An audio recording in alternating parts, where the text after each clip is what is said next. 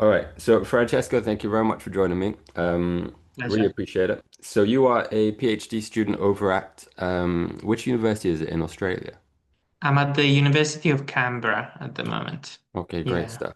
And the reason I really want to speak to you is because of a research paper you did on mental health recovery as related to playing Dungeons and Dragons. So, the claim being that playing Dungeons and Dragons can benefit people in recovery from mental health issues. And the list of mental health issues is quite powerful and strong. So, everything from anxiety, depression, obsessive compulsive disorder, post-traumatic stress disorder, through to addiction, loads of different things here. And I suppose what really interests me is how you arrived at this conclusion. So how you did the study, how you arrived at the conclusion that D&D is beneficial for mental health recovery. So do you mind saying something first of all about what you were looking at, what you suspected was the case before you started the study? Mm. Well, I think like many people that play RPGs, there was a lot of like anecdotal observation. I don't think you need to be a psychologist or a counselor or someone invested in mental health to notice things like, oh, I'm really looking forward to the game, or I'm really looking forward to role playing this character, or I'm really looking forward to see how this story evolves. And much like reading, I was finding myself in between sessions, kind of like fantasizing about like, oh, what could happen next? And I wonder what this character will do and all of that. And I think the unique part of role-playing games that isn't part of a book is that you're part of writing that story, and that story is not written for everyone to play the same way. And so, in that sense, it was different from video games too, in that, it's not confined by what the software is being programmed to do. And so I was very just really, really curious about what is out there. And the other reason that kind of prompted me to start my research journey was kind of seeing what other people at the table were also doing. And so I can't speak of their experiences, obviously, because I don't have consent to talk about that. But I could see that, and talking to them, it became apparent that they were using their characters to improve their mental health or to work on certain parts of their mental health. And so at the time, I was doing my master's and I kind of approached my supervisor, which is Ellie Quinlan, the second author on the paper. And she was so supportive, honestly, one of the best supervisors I could get. And she had just started sort of playing. She had played a little bit of it, and so she was very curious herself. And so yeah, that kind of prompted the delving into the research. Thank you. That's really cool. It's really nice to have a supportive supervisor when you say, I want to do something Mm. really nerdy. Um, Mm. so you took 13 Australian residents, so 13 adults. What happened to them in your research? What did they go through as part of your research? Yeah, so my research was very, very simple in that sense. And the reason why we limited to Australians is because of the scope we could do back when I was doing masters. And so really all we did was, hey, come and talk to us about mental health and D&D, which is one of the problems I think current research has, but maybe I'll speak about that a bit later. But essentially that's what we did. And we had these semi-structured interviews, and so we just had a good big chat with them about D&D and their mental health and where it was at. Um, Once again, because I was limited in time with masters, to pass the ethics application, we sort of focused on people that had recovered already or considered themselves in recovery. But it was really interesting because we got kind of a different range of recovery as a result of that, which allowed us to do extra analysis on those interviews. But really, that was it. So they didn't have to go through anything specific with us. I've always been really interested in what happens in casual play more so than therapeutic play, because I think that's fascinating to me. That's what interested me to start this journey. And so, yeah, I sort of went there, asked questions, and we got so much out of it as a result. Yeah. Yeah, and you got some amazing quotes in here, and there were a couple of stories that really stood out for me. And obviously, of course, always respecting consent. So only pulling out what is actually in the Mm, paper that's already available. There was the case. There were two cases. There was one case of someone who was recovering from alcoholism, and this was a bit of a more mm, negative case because mm, and maybe you can say something about that. And then there was another case whose experience of being an incubus mm. reminded them of coming out trauma because they are gay, the player is gay, and the incubus had to kind of come out in terms of what their real identity was. And it really struck me the emotion and the vulnerability actually in some of the responses that they came about that they gave you. Is there much you can say about those two players' experiences?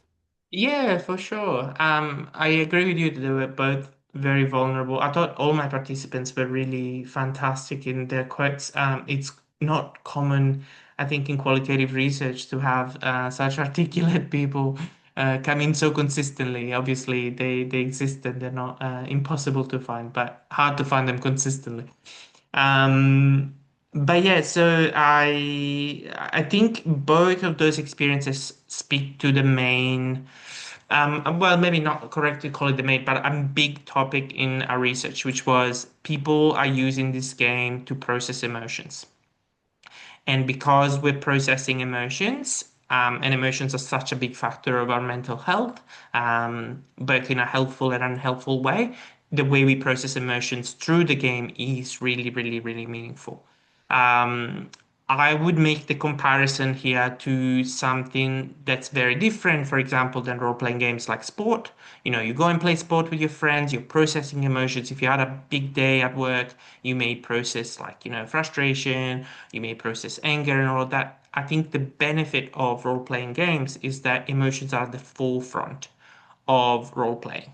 And so it's almost this effect is boosted and is also focused towards a narrative, which I think is then conducive to bleed, right? The phenomenon that it's very, very common in this type of research where people bleed into their characters and the character bleeds into them. And so we start to experience it, we start to attribute some characteristics that are uniquely ours to our character and vice versa.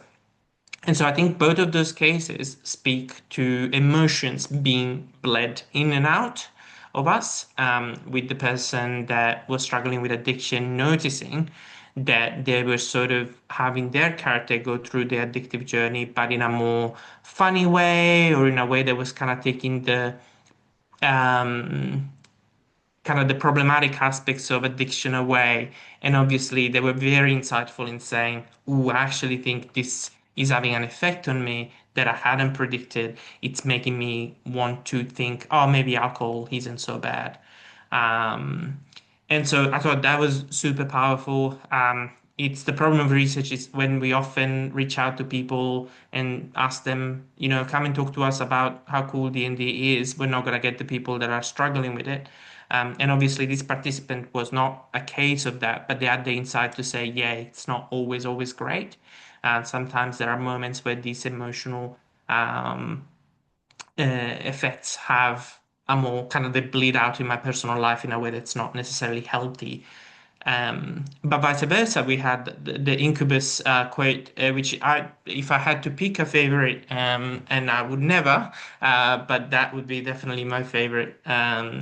And yes, very different experience where they kinda like as they were going through their narrative with their character, being outed by one of the party members as an incubus. Um, we always love a bit of metagaming. They were kind of realizing that this parallels another experience, and this is fundamental. I do in my personal therapy space. I do a lot of work with schema therapy, so we're kind of looking at how feelings and parts of us merge. And I think for this particular person, this might have happened where, oh, this feeling is familiar. When else have I felt this? oh, look, there's such a stark parallel with these stories. What can I do with it? Can I have a different experience here? And they really benefited from that catharsis that came from feeling that. Yeah, it really struck me in a couple of ways as well. So first of all, in this Incubus quote in particular, they report being in floods of tears when Mm. the game moment happened. And it struck me that in order to do that, first of all, you have to feel a very strong emotion, of course, as you've just described. Mm. But two, it's probably really, really important to have a supportive gaming group around you when something like that happens, right? Hmm. Because I guess the more powerful research suggests that role-playing games can be in working through and processing powerful emotions, the more careful we have to be in how it is used to an extent. Is that something that you'd agree with? I absolutely agree. I'm currently doing more research. That was my only published paper on that. But since I've started my PhD journey, and we've kind of just wrapped up a paper looking at what's out there in terms of psychological and psychosocial processes and what people find it's healthy. And that's like we can't quite comment on that yet, but we find that that's fundamental. We need to engage with the gaming element first before we can use the game for anything, right? And so what that means is we need to find a group that we like, we need to find a group that is supportive, we need to get along, we need to understand explicit rules of the game, we need to understand implicit rules about how to behave at the table, and we need to develop connection between players before we can trust the other players with our feelings, obviously. And I think that that's yeah, absolutely fundamental.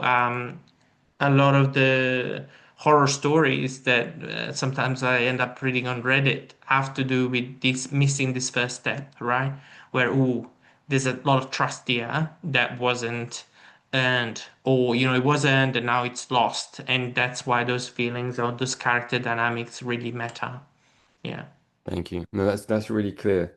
So, in terms of caveats, because we always have to caveat research studies, Mm, but you've already kind of brought up, I suppose, what is probably the main one, which is the people who came forward, presumably answering your call to recruit mm, gamers who have had mental health difficulties and played D&D, probably self-selected more people who had had positive experiences than negative experiences. Is that, I mean, it's impossible to quantify that, obviously, but would that be yeah. your suspicion? Absolutely. It's not even a suspicion. I'd say that's a certainty. There's a lot of people out there that would have played D&D once and never touched it again. And for many different reasons. This is not my type of game. Perfectly fine. Probably not a strong impact on mental health except for a boring afternoon. But then there's probably people that have had awful first experiences as a result of, yes, too much trust, too much feelings, crossing boundaries. Um, yeah, there is quite a lot. There's kind of new research on it, which is not by me, and I would have to go and fetch it. But there's people going through things like, Reddit or blog posts and looking for these gems because if we don't understand what's going wrong, I don't think we can move into calling it therapeutic without kind of figuring out what could go wrong and why. Um, and some of it is out of people's control. There's a lot of, the game master. If we're talking Dungeons and Dragons, the dungeon master has to mediate players' conflict. Um, and I think that's a cop out. I think everyone has a bit of a responsibility to do that at the table. If we're playing with adults, then everyone has to recognize when someone is uncomfortable, recognize when we need to pause the game, recognize how to stop bleeding into the character so strongly. And I think all those kind of like nuanced aspects are kind of missed. And they may also not be generalizable to the entire population. There is, neurotypes where doing that can be difficult. And it's not out of malice or out of ignorance, it's simply that we are kind of coding different signals differently. And so I think we need to really understand when can it go wrong, how does it go wrong, why does it go wrong, and I think research sadly hasn't fully captured that yet. Understood. So, in conclusion, would it be fair to say something like D&D certainly has the potential to benefit people with mental health difficulties, given the right circumstances around which the game is played. Is that fair? Yeah, I think we can say that of most any social activity. The difference, as I kind of hinted at, is that role-playing games provide a very fertile ground for self-development, and more so than other social activities, because you're collaborating, you're creating a narrative together, you're creating a character that's meaningful to you, you're role-playing, which is a great way to practice things. And so, more so than other social activities, role-playing games have a huge potential to be therapeutic. But who are we putting at the table? Because we're not putting at the table therapists, and we're putting, you know, casual players, players that may want different objectives, and so it's really important yet to figure out, okay, if this has to be therapeutic, is it clear? And is that the goal of this gameplay session, and how do we go about it? Francesco, this has been super clear. Thank you very much. I really appreciate your time with this. No, no worries. Too easy.